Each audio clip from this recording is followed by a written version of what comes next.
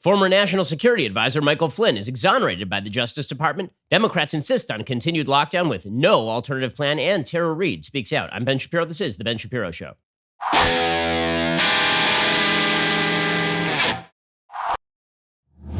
This show is sponsored by ExpressVPN. Don't like the government spying on you? Well, visit expressvpn.com/Ben to stay anonymous. Okay, so we will get to everything coronavirus related because the new economic reports are just as stunning and shocking as people thought they would be. We now have Great Depression level unemployment in this country. We went over the course of 6 weeks from 3.5% unemployment to 14.7% unemployment, which are levels not recorded since the Great Depression. Are we allowed to talk about ending this lockdown yet? Are we allowed to talk about it? Or are you just going to scream that we're killing grandma if we even have discussions about how to responsibly reopen? We will get to that. But the big story of the day yesterday is that the Department of Justice dropped the case against Michael Flynn, President Trump's former national security advisor. To recap what happened with Michael Flynn, basically, Michael Flynn had been put in place as the national security advisor, the incoming national security advisor for President Trump.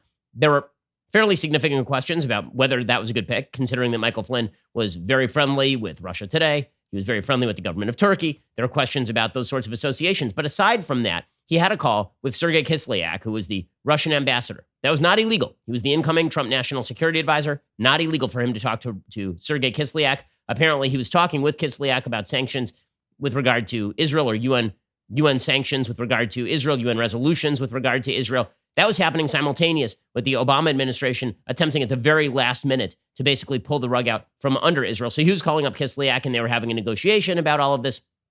He was called in front of the FBI. The FBI went and visited with him. And when they visited with him, they said, don't worry, we're not investigating you or anybody close to you. We're just here for like a friendly chat. And in the middle of that chat, they asked him whether he'd had a conversation with Kislyak. This is in the middle of the entire Trump is Russian cat's paw. Obviously, this election only went the way it did because of Russian interference. And they asked him if he had talked with Kislyak. And he said he had not talked with Kislyak. And then, meantime, by the way, they had been basically threatening him that if he had talked with Kislyak, he might have violated the Logan Act. The Logan Act is a century-and-a-half-old piece of legislation that is overwhelmingly believed to be, by legal scholars, unconstitutional. It basically says that if you're an American citizen, you can't carry out your own foreign policy. Not only is he an American citizen, though, he was the incoming national security advisor. There's nothing remotely illegal about him talking with the Russian ambassador. So he fibbed to the FBI, right? That is the part that is undisputed, is he fibbed to the FBI. Then it comes out that there are all sorts of documents that make it look like the FBI is attempting to get him to fib to the FBI simply so that they can then turn him against other members of the Trump administration and maybe start moving up the food chain toward President Trump in their quixotic quest to get Trump on Trump-Russia collusion. Well, it turns out that after 3 years of this, basically bankrupting Michael Flynn, after 3 years of him being in danger of having to go to jail for violation of fibbing to the FBI, and I say fibbing as opposed to lying because it's sort of a fib when you lie about something non-material. Right? It is a lie when you lie about something material. Like there's an underlying crime. Did you do the drug deal? Like, nope, didn't do the drug deal. Turns out you did the drug deal, right? That's lying to the FBI in pursuit of a crime. If they ask you, did you eat ice cream yesterday? And you're like, nope, didn't eat ice cream yesterday. Eating ice cream was not a crime. That's why I'm using the term fibbing as opposed to lying. I am deliberately downplaying the extent of the lie because I do not think that this was a material lie, and neither did the DOJ. According to National Review, the Justice Department yesterday moved to withdraw its case against the former Trump national security advisor, citing newly discovered and disclosed information according to a new court filing. The move was first reported by the Associated Press. It came less than an hour after the top prosecutor on the case, a guy named Brandon Van Grack, submitted his withdrawal from the case. It's pretty obvious he knew what was coming down the pike, and he decided he was going to withdraw as a sign of protest. The decision said that the White House interview Flynn gave to the FBI, which ultimately led to his guilty plea, was conducted without any legitimate investigative basis. In other words, even before the FBI went and talked with Flynn, there had been recommendations to shut down any investigation of Flynn. And then they reopened it specifically because they thought that perhaps they could sort of bully Flynn into either lying or into turning on people inside the Trump administration. We'll get to more of this in just 1 second because this is leading to accusations of politicization of the DOJ.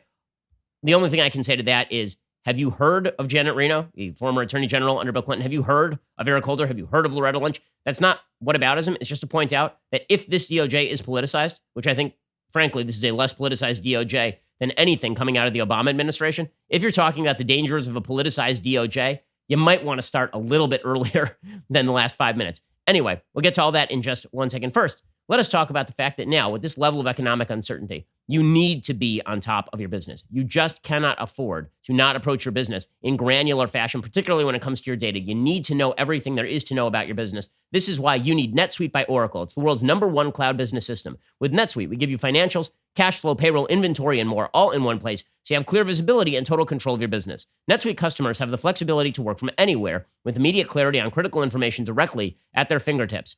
No more guessing, no more waiting. Make smarter decisions with confidence because you know everything there is to know about your business. Join over 20,000 companies who trust NetSuite to stay in control. Here at the Daily Wire, we are focused in extraordinary fashion on our data, but we also don't have a hairball of systems. If you've got a hairball of systems, you're doing 10 different systems to keep track of your data, you're making a mistake. Head on over to NetSuite right now. Receive your free guide, Managing Business Uncertainty. Schedule your free product tour right now at netsuite.com/Shapiro. Don't wait to get that free guide. Schedule your free product tour, netsuite.com/Shapiro, netsuite.com/Shapiro, netsuite.com/Shapiro. Get that free guide, Managing Business Uncertainty. Schedule that free product tour right now, netsuite.com/Shapiro. Stay on top of the content that you need about your own business over at NetSuite. Okay, so the DOJ puts out a decision letter, and the decision letter says that Flynn entered a guilty plea, which he has since sought to withdraw, to a single count of making false statements in a January 24th, 2017 interview with investigators of the FBI. This crime, however, requires a statement to not be simply false, but materially false with respect to a matter under investigation. That is the law.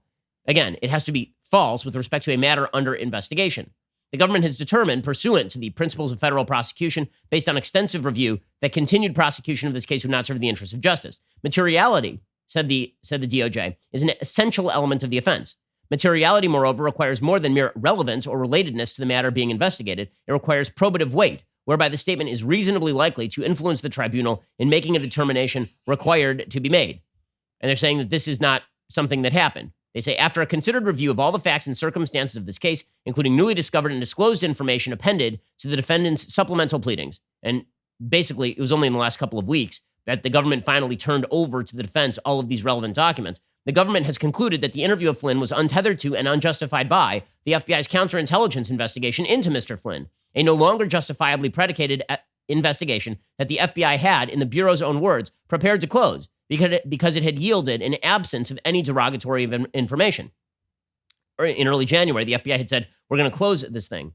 The government is not persuaded that the January 24th, 2017 interview was conducted with a legitimate investigative basis and therefore does not believe Mr. Flynn's statements were material, even if untrue. Moreover, we do not believe that the government can prove either the relevant false statements or their materiality beyond a reasonable doubt. So here is the background as the DOJ lays it out. The FBI opened a counterintelligence investigation into Flynn on August 16th, 2016, as part of the larger Crossfire Hurricane umbrella investigation into the presidential campaign of President Trump and its coordination with Russian officials. Codenamed Crossfire Razor, the investigation's stated goal was to determine whether Flynn was directed and controlled by and/or coordinated activities with the Russian Federation in a manner which is a threat to the national security or a possible violation of the Foreign Agents Registration Act. In addition to the predication for opening Crossfire Hurricane, which didn't identify Flynn, the FBI predicated the counterintelligence investigation of him on an articulable factual basis that consisted of 3 facts: Flynn's service as a foreign policy advisor to the Trump campaign, his publicly documented connection to state-affiliated Russian entities, and the fact that he traveled to Russia in December 2015. Now, after 4 months of investigation, the FBI came up with nothing, and they found that he was no longer a viable candidate as part of the larger Crossfire Hurricane umbrella case. They prepared to close the investigation. At some point prior to January 4th, 2017, the FBI even crafted a closing communication to effect the termination of the case. The document noted the specific goal and predication for the investigation. It laid out the numerous searches of holdings and investigative steps that yielded no derogatory information on Flynn. It stated that the investigation had failed to produce any information on which to predicate further investigative efforts. It noted no interview of Flynn was required as part of the case closing procedure, and then they said the FBI is closing the investigation. Before the intended case closing actually took effect, the FBI learned that Flynn had talked to Kislyak in December 2016. By this time, of course, Flynn had already been named by Trump the incoming national security advisor. The FBI had the transcripts of the relevant calls. Believing that the counterintelligence of Flynn was to be closed, the FBI leadership determined to continue its investigation of Flynn on the basis of the calls and considered opening a new criminal investigation based solely on the Logan Act. And this is where you get into complete BS. Okay, the Logan Act has not been prosecuted successfully in 100 years. Like, really, it's never been prosecuted successfully, not once. On January 4th, 2017, FBI Deputy Assistant Director Peter Strzok learned that the closure had not been timely executed, the counterintelligence investigation into Flynn was formally still open. Strzok immediately relayed the serendipitously good news to Lisa Page, the special counsel to FBI Director Andrew McCabe, remarking, "Our utter incompetence actually helps us." Page reacted with surprise and relief. Strzok instructed agents to keep it open for now at the behest of the 7th floor. Strzok indicated there was a need to decide what to do with him. Other internal FBI messages from that afternoon reflect apparently related conversations about a potential interview.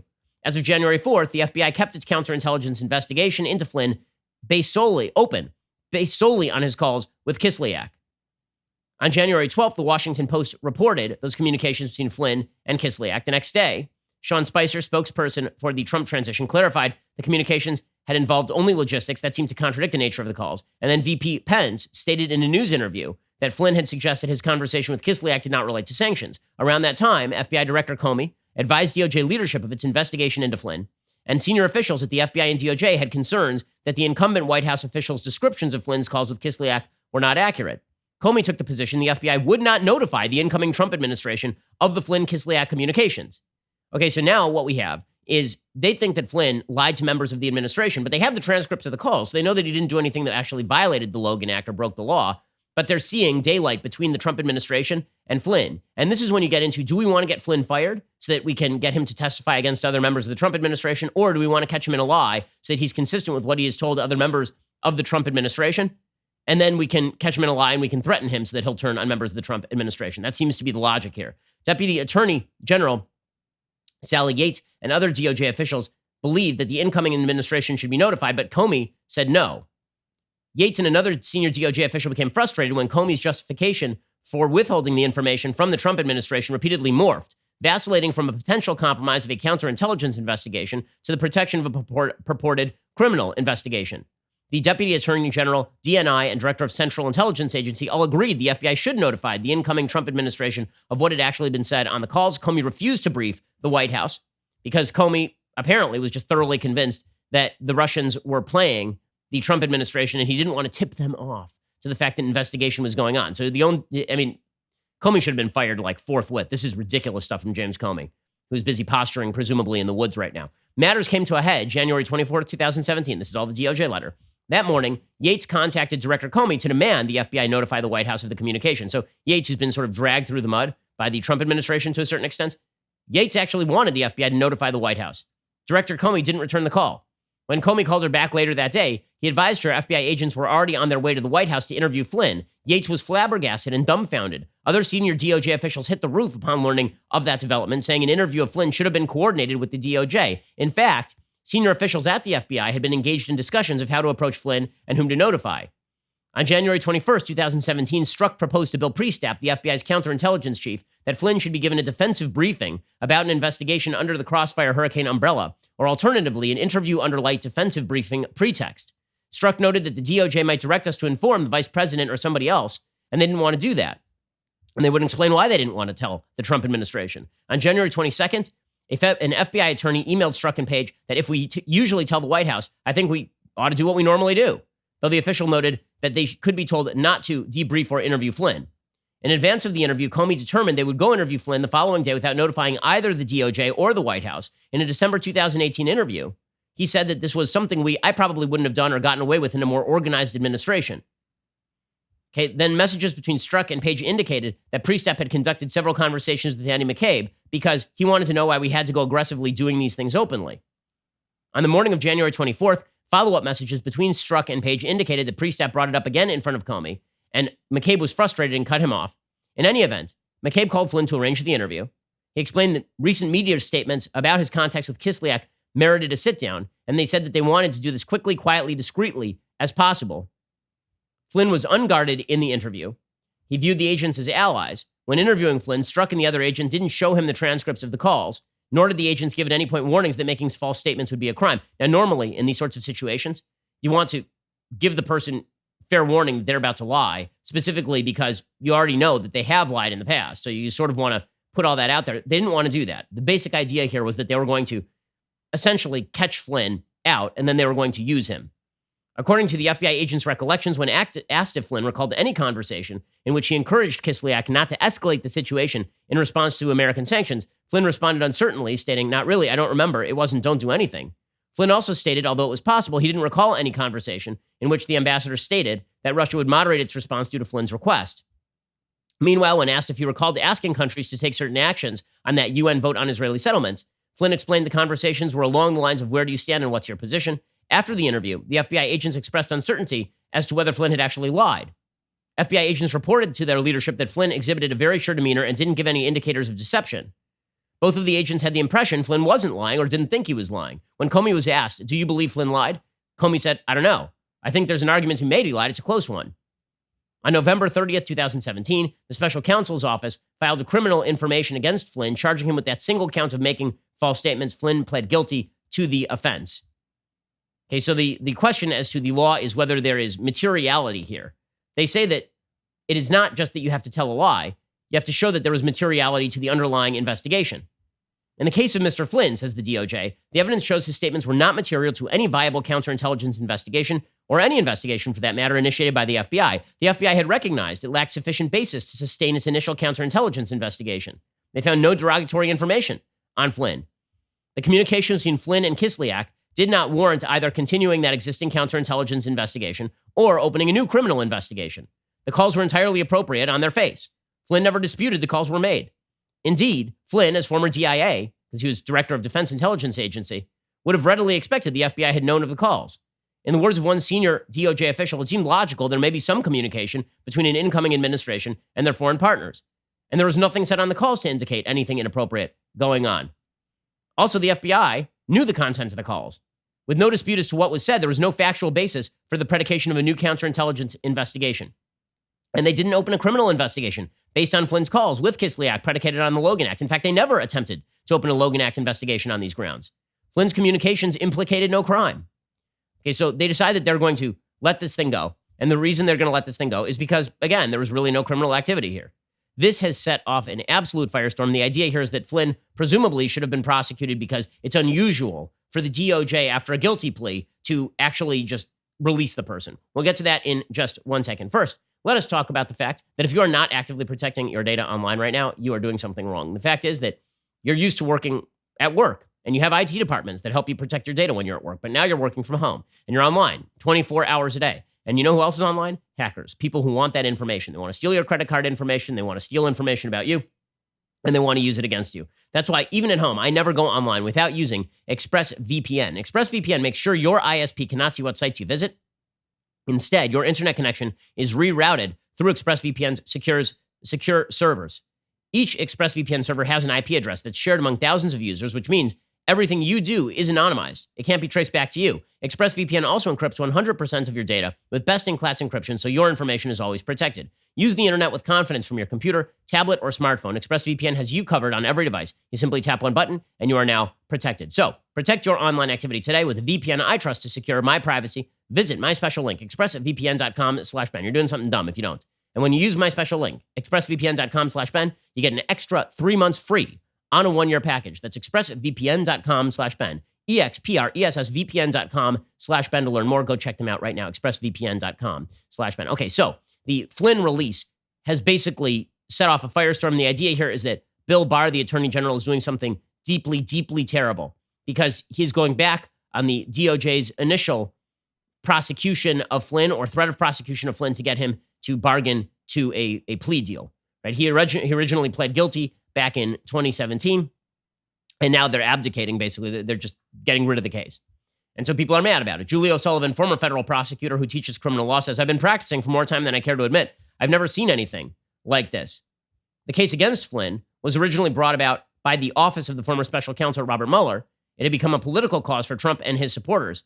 Barr instead short-circuited the case.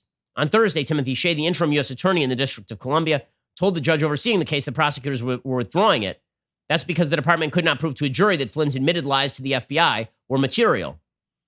The move essentially erases Flynn's guilty plea because he was never sentenced and the government is not willing to pursue the matter further. The prosecution is virtually certain to end, although the judge could still decide whether to grant the department's request to dismiss it with prejudice. It could theoretically be refiled in the future if the judge decides differently. A pardon would have been a lot more honest, said Samuel Buell, a former federal prosecutor who now teaches criminal law at Duke University.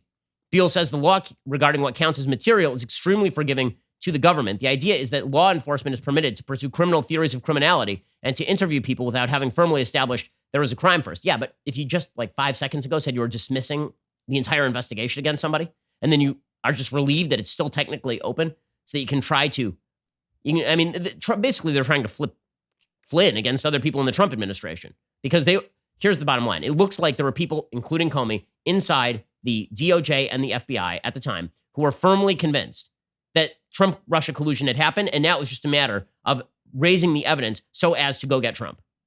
And so Flynn was just a tool in that. He was just a way of going after Trump and or removing Flynn from the process because as the national security advisor, he would be overseeing the investigation itself in some ways. It would be able to protect Trump against some of the investigation. That's the theory of Andrew McCarthy over at National Review. So the DOJ saying, listen, we're not going forward with this. Yes, it's unusual for the DOJ to do this. You know what else is really unusual? Prosecuting the national security advisor on the basis of a Logan Act fib. Okay, the Logan Act is not a thing. It's not a thing. And the idea that the Logan Act was supposedly the predicate for going and getting him to lie so that you could go after him and get him out of the chain of command is really incredible.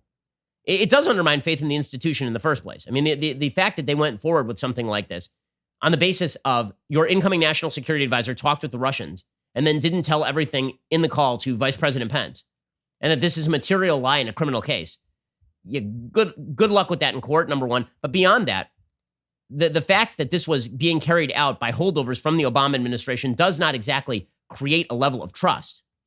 And this is particularly true when we find out from Fox News that President Obama was aware of the details of then incoming National Security Advisor Michael Flynn's intercepted December 2016 phone calls with Russian Ambassador Sergei Kislyak, apparently surprising Deputy Attorney General Sally Yates, according to documents released on Thursday. Apparently, Obama had an intimate knowledge of the details of Flynn's call. Obama personally had warned the Trump administration against hiring Flynn, made clear he was not a fan. Obama had fired Flynn as head of the DIA in 2014. Obama cited insubordination. Flynn said that he was pushed out because of his aggressive stance on combating Islamic extremism. On January 5th, 2017, Yates attended an Oval Office meeting with Comey and Biden and Brennan and DNI James Clapper. They were discussing Russian election interference. After the briefing, Obama asked Yates and Comey to stay behind. He said he had learned of the information about Flynn and his conversation with Russia's ambassador about sanctions. This would have been the day after the request to end the case, right? Obama specified he did not want any additional information on the matter, but was seeking information on whether the White House should be treating Flynn any differently, given the information. So there are two ways of reading that. One is, should the White House be shutting Flynn off to information because you guys think he's a criminal? And that's an honest question. The other is, so I've been hearing through the grapevine that basically this case is coming to an end, but I see that there's this call out there. Maybe you shouldn't let this case come to an end. We don't exactly know what was said. Apparently, Yates had no idea what the president was talking about. Apparently, Yates was she's the deputy attorney general, and they were going directly around her. Yates recalled Comey mentioning the Logan Act, but can't recall if he specified there was an investigation. Comey did not talk about prosecution in the meeting. I mean, it's pretty amazing. The FBI suggests, by the way, why exactly Flynn was originally prosecuted, basically because he was on Trump's team, because he had been on Russia Today, and because he went to Russia in December 2015. That's like the whole thing. So this whole case was thinly predicated in the very first place, and all the objections that this was somehow this is really a destruction of the legitimacy of the DOJ to drop a case that was thin to begin with, and that really was dedicated to removing all obstacles between the Mueller investigation and Trump in a case that was poorly predicated itself. That's a mistake. Alrighty, coming up, we're going to get to everything coronavirus related.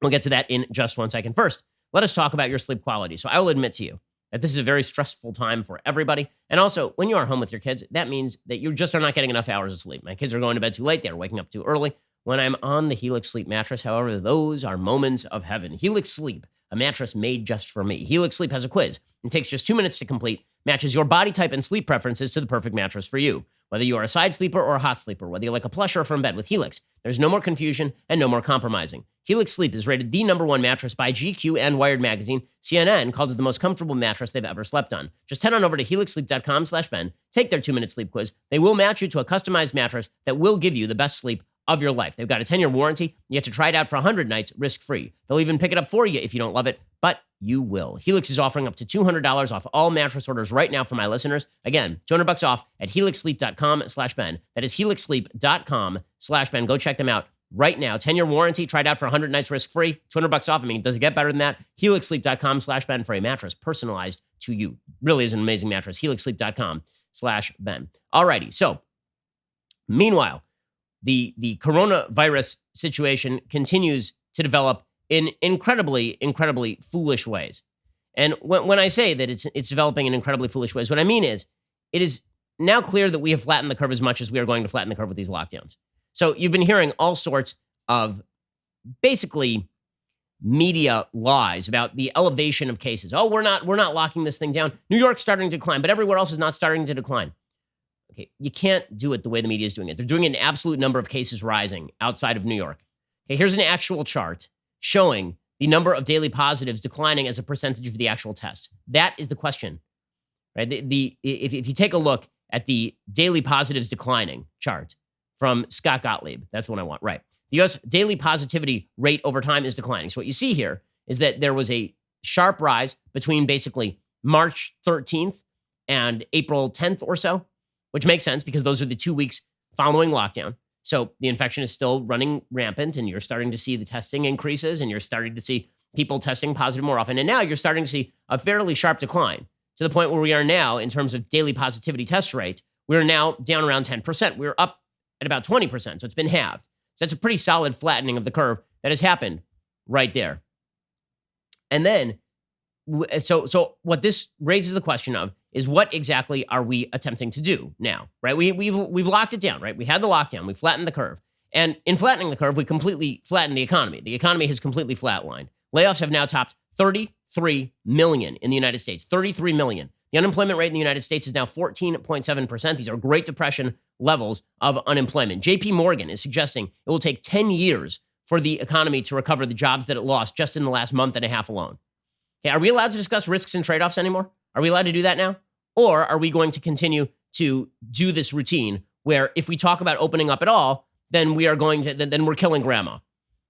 So for the folks who are pushing lockdown, it is obvious this is a political ploy. Andrew Cuomo continues to play this game. Really, he's a terrible governor, Andrew Cuomo. It's incredible. The man has an approval rating in the 80s. He has mishandled this worse than any governor in America. Worse than Gavin Newsom.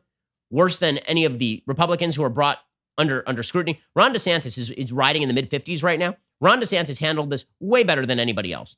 Okay, Ron DeSantis basically said, listen, we're only going to shut down when we feel the necessity to shut down. Every place else stays open. And yes, we'll do social distancing, but I'm not going to treat the panhandle of Florida the same way that I'm going to treat Miami and South Beach. DeSantis yesterday, for example, he said, listen, people should be outdoors. They should be on beaches.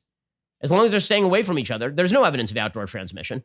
We have virtually no evidence of any outdoor transmissions leading to outbreaks, be it a beach, be it a golf course, via fishing, anything that Florida is known for. The transmission has typically occurred in enclosed environments when you have repeated contact with someone, such as in the home. And so our policy was never to try to drive people indoors. It does show the incredible power of the media that DeSantis is down in the mid-50s, while dumbass Governor Andrew Cuomo, who's been awful. I mean, the fact that he gets on TV and he tells you the bad news, he only has the luxury of telling you the bad news because he can blame Trump at the top of the government. But, I mean, when he says stuff like, he's such a demagogue. When he says stuff like, every life is priceless. Again, every life is priceless in terms of its moral worth. When it comes to actually calculating public policy, nobody suggests that we have to mitigate all risks down to zero. And this seems to be the newfangled thought here, is that we're going to mitigate all risks down to zero. That you can't come out of your homes. You can't start to go back to work with social distancing. We can't protect that. We're going to just stay locked down forever until the risks go back to zero. We're going to abolish death. Right? Joe Biden tweeted out that it's not worth one life. It's not worth one life to raise the Dow Jones Industrial Average 1 point. Okay, well then I suppose that we should probably just all abandon our jobs, and then we can sit in our homes and we can farm dirt in our backyard. Sound good? We can go back to pre-civilization era when everybody's life expectancy was 35. I mean, I guess that's a good alternative if you're a moron. So here's Andrew Cuomo suggesting yesterday, we're not going to choose between the health and the economy. There's no choice. It's a false choice. Whenever people suggest in politics that a choice is a false choice, typically they mean that it's just a choice they don't actually want to talk about. Here's Andrew Cuomo avoiding responsibility for making choices that he's going to have to make. If it's about money, we'll figure it out. But you have to have your health. That's why public health versus the economy. I don't see the trade-off. We have to have our health. We should protect human life. I don't care if a person is old. I'm old by your definition. I still think I have a value, right? My mother's old. She's the most precious person to me. So protect every life, and I'm not going to trade off public health. And we'll figure out the dollars, and we'll figure out the economic impact. What a cheap and lazy political point of view. I mean, that is just cheap, lazy demagoguery. Of course, every life has value. Of course, I've got parents who are in their 60s. You think I want them to plots? Nobody wants I have grandmothers who are in their 90s. Do you think I want them to plots? Of course, I don't want them to plots. Nobody wants anybody to die. The question is, what are the risks that we as a society are willing to undertake to allow an economy to function? Okay, this is complete idiocy, the way that this is being discussed. Complete idiocy. And by the way, I don't want to hear from Andrew Cuomo about how dedicated he is to protecting the elderly when he wouldn't even protect the damn nursing homes. Let me show you some stats from these nursing homes because they're insane. Let me tell you some stats from the nursing homes. Okay, so by country, here are the percentage of COVID-19 deaths taking place in nursing homes. This is across the world, okay? 25% of all deaths in Australia were in nursing homes. 62% in Canada, 33% in Denmark, 51% in France, 36% in Germany, 60% in Ireland, 32% in Israel, 40% in Portugal, 45% in Sweden. Okay, and then if you look at the United States, what you're going to see is similar statistics. In the United States, by state, 58% of deaths, nursing homes. Connecticut, 55%. Delaware, 65%. Florida, 38%. Georgia, 48%. Indiana, 35%. Kentucky, 57%. Louisiana, 37%. Minnesota, 81%. Mississippi, 44%. New Hampshire, 77%. Oklahoma, 43%. Rhode Island, 76%. Tennessee, 25%. Wisconsin, 42%. New Jersey is reporting that their death share is actually now 50%. Pennsylvania is up to 68%. Virginia is 59% nursing homes. New York, we don't know because New York refuses to report these statistics. Why does New York refuse to report the statistics? Because then Andrew Cuomo might be forced to recognize that his dumbass policy of we are going to force nursing homes to take back in people with COVID-19 killed a lot of people. Here was Andrew Cuomo being asked about his state handling of the nursing homes and completely, just botching it. We knew the nursing homes were going to be a target, and whatever we do, they will be a target. Our people are doing everything they can do. We have the equipment, we have the staff. They're doing everything they can do. Okay, they're doing everything they can do. Well, they're doing everything they can do in light of the fact that your regulations are garbage. But here's the bottom line. Would you actually like to protect the people who are dying from COVID-19? Protect the nursing homes. That is task number one, is protect the nursing homes. And then we need to tranche people back into work, and we need to do it forthwith. And there's nothing more lazy than this idea that if you loosen lockdown, if you let people go back to work, that it's going to be like 9/11 every day. This is what Al Gore was saying. Al Gore was out there yesterday saying it'll be just like 9/11 every day. Provide me an alternative. I've not yet heard an alternative from any of you. From any of you. Like what? When the cases get to zero, it ain't happening. With 80% asymptomatic transmission. What, we're doing 50 million tests a day? When we have contact tracing for 50 million people in the United States? The hell are you talking about? Here's Al Gore being a demagogue. When the University of Washington made these adjustments, they said within a month we're going to see 3,000 deaths per day, 200,000 new infections each day. That's a 9/11 every single day. And ignoring that, thinking that somehow magically that's not going to happen, this is a botched reopening. It's a botched reopening? We haven't even reopened yet. The hell are you talking about? And how do you know it's a botchery when you haven't even seen the stats coming out of Georgia? My favorite thing is when the members of the media start citing increased testing statistics to cite the increased number of positives. They've been doing this routine. Oh, look at how many positives are coming out in Texas and Florida. Yes, because they're increasing their testing. They're increasing their testing, you idiots. Okay, in just a second, we're going to get to actually, the measures that are now being taken because they're absurd. They're absurd. I'm sorry. They're just absurd. And the attitude that's being taken with regard to relieving lockdown, we have to discuss the fact that 33 million Americans are out of jobs. And if you refuse to recognize this thing, you are abandoning those 33 million Americans. And don't tell me you can fill them in with a government check. You can't. These are people who are losing their livelihoods. They're losing their dreams. They're losing their ability to feed their children. And you're telling me you're the compassionate one because you won't even condemn a governor for refusing to protect the nursing homes? Go to hell. Seriously, it's ridiculous at this point. We're going to get to how people won't even discuss the policy in just one second. First, let's talk about the simple fact that you're spending a lot of time at home right now, you need to be comfortable, but you would also like to be stylish. Tommy John has something for everyone. No matter what you are working from home situation is, no matter what that situation is, from super soft and breathable underwear for answering emails in bed to loungewear for when you're running to get takeout, Tommy John is here to keep you comfortable. Right now, Tommy John is offering all customers 25% off site-wide. Treat yourself and upgrade to a few pairs of Tommy John underwear in the softest, most breathable fabrics you have ever worn. All of their loungewear leggings are built for next-level comfort. Whether you're in the hunt for lounge pants, sleep shorts, or lazing around joggers, Tommy John has got you covered. They also make great Mother's Day gifts. My wife loves Tommy John products. I mean, their female products are just fantastic. Tommy John is so confident in their product. If you don't love your first pair of underwear, you get a full refund with their best pair you'll ever wear, or it's free guarantee. Tommy John, no adjustment needed. There's a reason my wife is only allowing me to get her Tommy John from now on. Hurry to TommyJohn.com/Ben for 25% off your order. That's TommyJohn.com/Ben for 25% off orders.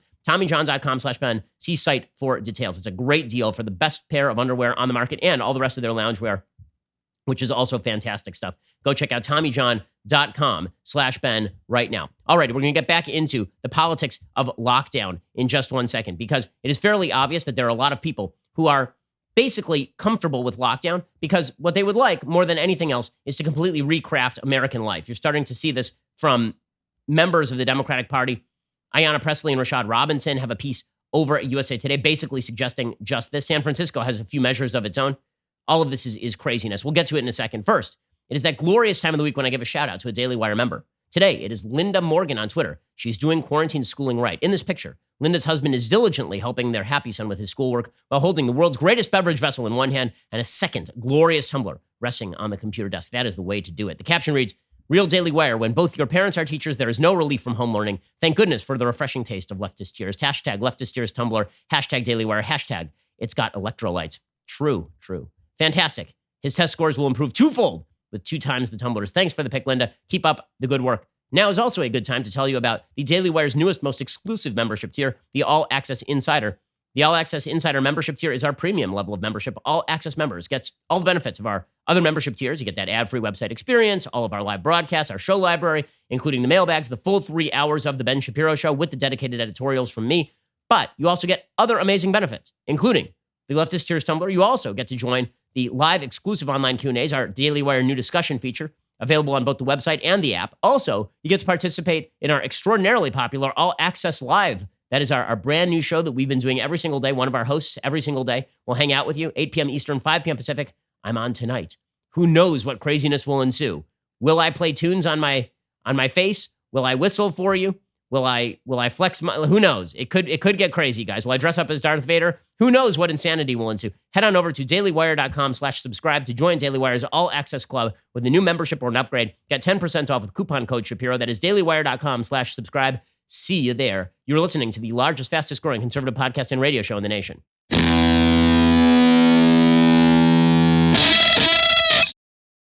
So these lockdowns, of course, come along with the disadvantage of having to enforce the lockdowns. And the general rule is if you don't want to enforce a rule, then don't put the rule in place in the first place. If you want to hand people a ticket for a fine, hand people a ticket for a fine. But if you don't feel like tackling people in the middle of New York or tackling people on the streets of New Jersey, well, then probably you shouldn't tell people in the police force that they need to do exactly that. Also, other bad ideas, policing the ice cream man. So this is a thing that happened yesterday. There was a local news affiliate that was broadcasting out the face of an ice cream truck driver who was not practicing social distancing. He was not. He was driving around in his ice cream truck. He was not wearing a mask. And he was handing children, the least vulnerable members of our population, prepackaged frozen treats. I mean, unbelievable, the level of viciousness of this human being. Clearly, he should be featured on local media, and we should make him an outlaw. Probably we should put him on the FBI 10 Most Wanted. Because when I think of like severe dangers, handing people ice cream outside with, distance between you that's naturally created by, being inside a truck and handling stuff to people outside. Clearly, this guy is just, what a terrible person. Here was the local CBS Chicago report on this. You think it's a good idea to be doing this with the stay-at-home order with COVID-19? Eventually, our Greg got a bit closer, tried to get an answer from Mr. Freeze. Again, not his name. Why aren't you wearing a mask, sir? Why are you trying to take Why are you selling ice cream to children without wearing a mask? Why are you trying to... Are you sick? Am I sick? No, and I want to stay that way. I'm not sick either. So why are they quarantining healthy people? The village manager tells us if you see that ice cream man, call 911. Call 911. Mr. Freeze, he's on the loose again. Meanwhile, over in Texas, Shelley Luther, who is the salon owner who was engaged in, social distancing and responsibly opening her business like a few days early, and a judge tried to throw her in jail for a week and fine her $7,000. She walked out of jail to loud applause yesterday, which is good news. But here's the thing. The rubber meat is going to meet the road here. Okay, there is just no way for you to enforce these sorts of things without actual police enforcement. Are you willing to do that? Are you willing to throw people in jail for not wearing a mask in public areas while providing cannabis to the homeless in San Francisco? This is a thing they're actually doing. Okay, according to the San Francisco Chronicle, San Francisco's health department confirmed on Wednesday that the city was administering alcohol, tobacco, medical cannabis, and other substances in an effort to prevent a handful of people quarantined or isolating in city-leased hotels from going outside to get the substances themselves. So it's great. Now we have home delivery by the government of illegal medications to homeless people who are living in hotels at the expense of the government. Great policy. Excellent, excellent policy. I mean, I'm sorry. This is insanity, especially if you were going to say that, sure, we have to be harsh on this because it's flattening the curve. We are really making sure that we are stopping this thing. If you got a plan, then let's hear the plan. But I haven't heard a plan yet.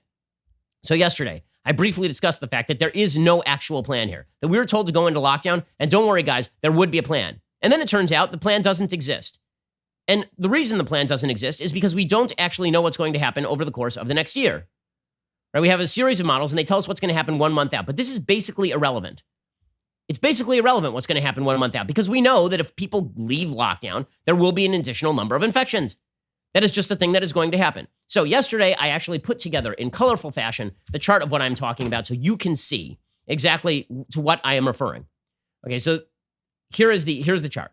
The basic idea here is that there are 3 curves for folks who cannot see. There's a pink curve, there is a blue curve, and there is a green curve. Okay, and then there is a red line across the middle of the page that shows medical capacity. The 3 curves represent 3 different strategies of how to handle this thing. The pink curve was uncontrolled spread, right? The uncontrolled spread was basically just let everybody go about willy-nilly. There's going to be a huge spike in cases, and everybody's going to get infected. And then a lot of people are going to die because you're going to rise above the medical capacity, right? And you don't want that because all the people above the medical capacity might have been able to survive if you had not overwhelmed the medical capacity, right? And that's what we did. We flattened the curve. So now we're arguing about which curve we want. Do we want this blue curve or do we want the green curve? The blue curve rises faster and declines faster. It doesn't overwhelm medical capacity. It rises faster and it declines faster. And then there's the green curve, which rises slower and declines slower over time. The number of infections, and thus the number of deaths under both the blue curve and the green curve, because they do not overwhelm medical capacity, the number of infections, and as a percentage of the infections, the number of deaths, should be the same over time. So here's what the media are doing so that they can lie to you about how lockdowns are the end of the world, how lockdowns are the only available solution, and if you don't lock down, you want to kill grandma. What they're doing is they're showing you models that cut off in June 2020. Okay, this is the vertical line that you see on the left-hand side of the screen.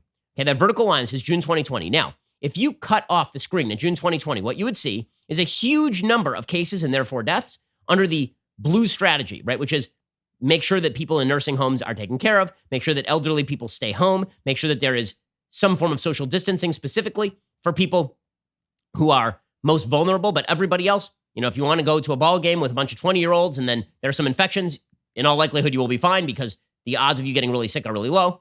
Right? That is pursuing herd immunity in faster fashion. It's front-loading the herd immunity. So if you front-load the herd immunity, you're also front-loading the infections. So if you cut off the model at June 2020, what you see is that there would be a lot fewer people infected and a lot fewer people dead by the beginning of June 2020 under the heavy lockdown, heavy social distancing model than under the controlled avalanche model. But now, move forward to June 2021. So move forward a year. And what do you see? What you see is that the number of infections and the number of dead are basically the same in the blue model and the green model. It's just that it was spread out longer over the green model, right? The area under the 2 curves is the same, meaning the number of infections and the number of dead is basically the same, so long as you don't overwhelm the medical capacity. The difference between the blue model and the green model is that the blue model involves reopening the economy in heavier fashion, right? Not destroying the entire world economy. And the green model involves continuing to destroy the entire world economy. So here are your choices. Same number of people dead over the course of the next year. You may save a few months for people, but essentially same number of people infected and same number of people dead over the course of the next year, but front-loaded so the pain is now, versus spread out over time so that instead of 2,000 deaths today, you get 1,000 deaths today, and then 6 months from now, you're still getting 1,000 deaths a day. And in the other model, you're now getting 200 deaths a day because you went up and then you went down. Right? And in one case, you didn't kill the economy, and in one case, you did kill the economy. These are the sorts of choices that have to be made right now. Now, what the left will say is that the blue curve does not actually exist, right? That it is only a choice between full lockdown and full release, and that is not true. It is just not true. Now, the other counter argument that I've seen here is that you would have to, that it's very difficult to do anything like the sort of controlled avalanche strategy that I've been talking about because you get what you call epidemic overshoot, right? What that means is that, let's say that herd immunity happens at 60%. But let's say that the thing spreads faster, then you can actually control it. So you may end up with 80% of the population infected when you only needed 60% of the population infected to achieve herd immunity, right? So if you did it slowly, you'd gradually ease up to 60%, herd immunity would be achieved, and then the other 40% of people are protected. Okay, but if you allow people to go out willy-nilly, then you might achieve herd immunity, but because the thing is spreading so fast, you get people who are infected who wouldn't have been infected if you had done this slowly. That's true, but if you involve yourself in social distancing the way that Sweden has, and you approach it more slowly, then you're probably not going to get tremendous levels of epidemic overshoot, right? The key is, how do you get to herd immunity without that tremendous epidemic overshoot? Now, it is possible, and this is sort of the unspoken assumption, that the green curve is better than the blue curve if there's a therapeutic or a vaccine developed. Now, people are way too sanguine about the possibility of a very effective vaccine here. Even Bill Gates, who's been pushing vaccination, he says that the chances of developing like a super effective vaccine are not over the course of the next 12 months are not supremely high. The flu vaccine is used by about half of Americans. It's only 45% effective for those who use it. Even well-known vaccines like pertussis vaccine, those create a certain level of herd immunity, and that's important, but they're only about 80% effective for people who actually take the vaccine. They are not, in fact, a cure-all. So you're assuming that there will be a therapeutic treatment or that there will be a vaccine that fixes everything. If you're not assuming that, then you have to start thinking about what you can do to get past the pain of the health situation in order to ensure that we have a functioning economy. Because guess what? Not only are you going to get deaths of despair, you're going to get enormous numbers of people in poverty. You're going to have ruined lives in the tens of millions, if not hundreds of millions. Within 6 weeks, basically every small business in America will fail. And you can't just keep signing checks for this sort of stuff forever. So what is the alternative? I keep hearing people like, well, you're saying lockdown needs to end too early. Okay, you tell me. When do you think it's safe for lockdown to end? And nobody will give you an answer. Instead, it's, okay, well, when we flatten the curve, we flatten the curve. Okay, it'll be when there's a testing and tracing procedure in place that's capable of what? Of what? Testing and tracing procedure capable of doing what? And nobody will explain that because the testing and tracing procedures are supposed to prevent the overwhelming of the healthcare system, which again was the presupposition of the blue curve in the chart that I just showed you. The presupposition of the blue curve is that it doesn't overwhelm medical capacity. So that's what you need the testing and tracing for. You don't need it to get the rate down to zero. There is no world in which we get the rate down to zero. So how about this? How about we recognize the cost of what we are doing? I'm sick of hearing there are no costs to what we are doing when there are clearly costs. In reality, there are a certain number of people who are deeply, deeply comfortable with all of this. They're deeply comfortable. And I'm talking about people like Ayanna Pressley, apparently, from Massachusetts. She has a piece in USA Today called Congresswoman, called In Post-Coronavirus World Politics Has to Change. She says the question is how we'll respond. Will we once again let fear and worry take over and drive us toward choices that take us backward? Or will we rise to the calling of this moment, demand that we replace the principles that define our society today, like inequality, with the principles of humanity and justice that will help us all succeed? In other words, if we continue the lockdown, guess what? There's going to be inordinate pressure for massive government interventionism, universal basic income, government subsidization of everybody at extraordinary levels. There's some people who are very comfortable with lockdown because they actually like the consequences of the full-scale lockdown. That is not something that is acceptable. That is not acceptable to me. And I'm not going to stay in lockdown just so that you can pursue your socialist utopia. And guess what? Neither are most Americans. It is one thing to stay in lockdown based on expert advice as to how many lives this is going to save over the course of the next year, not over the course of the next 2 weeks. But I want to hear those estimates. And I want to hear your plan for reopening in responsible fashion. Because so far, all I hear is people shrieking like banshees every time somebody actually tries to make a calculation. This is how you end up with headlines like this from David Axelrod, Donald Trump's cold, hard political calculation. Weird, because I don't hear any calculation from folks on the Democratic side. I just hear demagoguery. Our plan is that no one dies ever again in human history. And all you have to do is give up all of your freedoms forever. And we'll tell you when you can be free again. No, I'm sorry. The answer is no. Nobody is offering a solution. Nobody. It's just a bunch of demagogic nonsense. Alrighty. time for some things that I hate. We'll start with things I hate today. I've been advised by my producer, Colton, that people like things I hate better than they like things I like. So we'll do things I hate today first. Okay, so things that I hate. I have to acknowledge that Joe Biden, his campaign is it's an awful campaign, a truly awful campaign. So yesterday, Joe Biden had a virtual town hall. It was not good. It was not a good town hall. Basically, it failed technically on every single level. It involved Joe Biden trying to work a computer, which is never a good idea. Here was Joe Biden trying to determine whether he was on during a virtual rally in Tampa, Florida. Here was Joe Biden being confused as to what computers are and why they didn't exist when he was a child. Please welcome Vice President Joe Biden.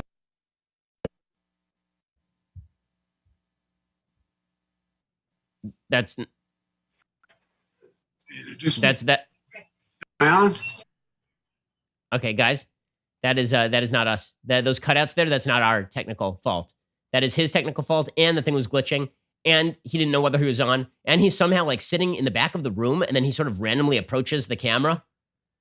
Yeah, good look right there. I will admit, I did appreciate the squawking bird interrupting Biden and giving the most authoritative commentary of the day. Here's actually what it sounded like when a squawking bird just started sounding off in the middle of this. You know, we should be designing our economic response to avoid these desperate outcomes. And they're not only desperate, they affect people in so many different ways. So the funds can actually reach people in communities and small businesses, you know, that they're supposed to be helping. Okay, good job, Biden campaign. Other things that the Biden campaign is handling just top notch. The Tara Reade allegation. So Tara Reade did a sit down with Megyn Kelly yesterday after the rest of the media basically said they wouldn't have her on for weeks.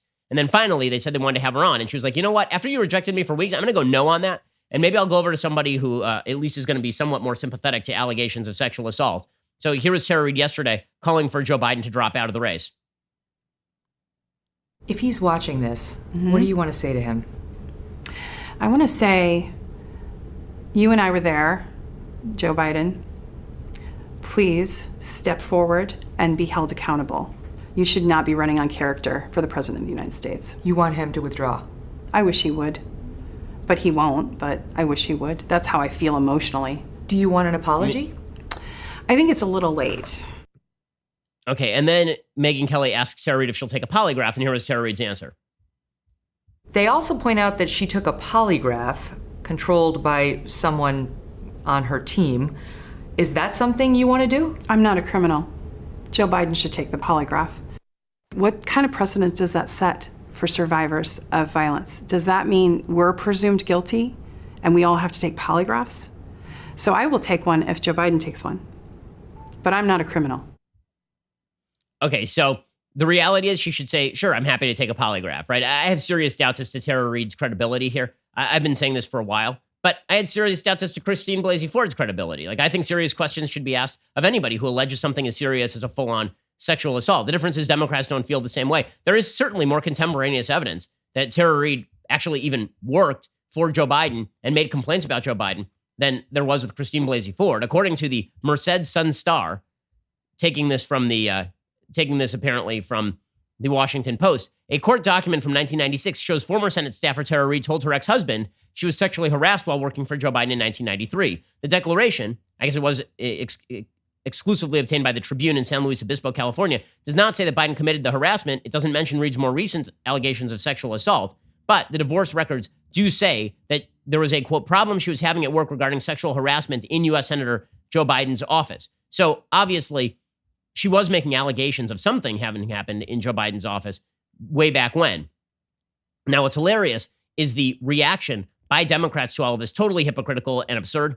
Dianne Feinstein, the senator who 5 seconds ago was saying that Brett Kavanaugh should withdraw his nomination because of questions from Christine Blasey Ford.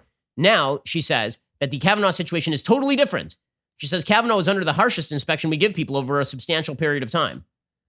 What? You mean, one wants to be president. That seems like that might require an investigation. She says, I don't know this person at all who's made these allegations. She came out of nowhere. Where's she been all these years? He was vice president. To attack him this way to me is utterly ridiculous. That's unbelievable. That's unbelievable from Dianne Feinstein. Remember, during the Kavanaugh hearings, if you so much as mentioned that Brett Kavanaugh had been on the D.C. Circuit Court of Appeals, that he'd been a very prominent person in public life for a long time, and that these allegations were 4 decades old. So where was Christine Blasey Ford all this time? Then you were considered not to be taking women seriously. Dianne Feinstein says the exact same stuff about Tara Reade, and it's, well, she's taking women seriously. She says, why didn't she say something, when he was chairman of the Judiciary Committee or after that? She said this is incomparable to Kavanaugh.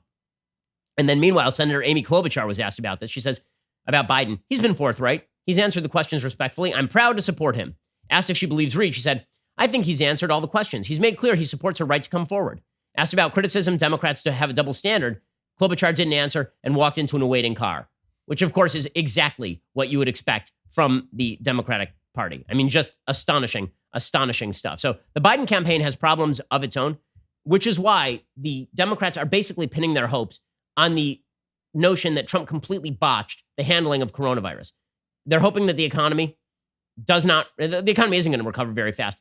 Do they have I'm not going to say they hope for people to lose their jobs, because I don't think that all Democrats want people to lose their jobs. What I will say is that they're in a very comfortable political situation where if the economy continues to tank, they can just point to Trump.